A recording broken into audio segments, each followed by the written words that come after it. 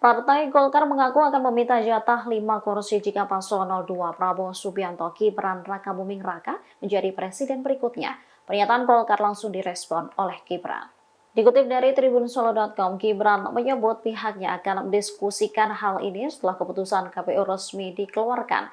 Dirinya menegaskan masih fokus perolehan hasil dari KPU yang nantinya akan diumumkan pada 20 Maret 2024. Hal ini disampaikan Gibran saat dikonfirmasi di kantornya Solo, Jawa Tengah pada Senin 18 Maret.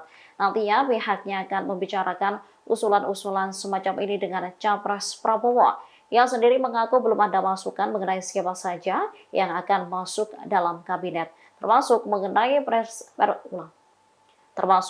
persentase dari kalangan partai maupun profesional yang akan masuk dalam jajaran menteri. Ia juga belum ada masukan. Wali Kota Solo itu juga menepis kabar bahwa nantinya Presiden Jokowi akan ikut andil dalam penyusunan kabinet. Sejauh ini diskusi mengenai penyusunan kabinet hanya terbatas ia dan Prabowo saja. Dijelaskannya belum ada arahan untuk melibatkan ayahnya tersebut dalam penyusunan kabinet. Download Tribun X sekarang, menghadirkan lokal menjadi Indonesia.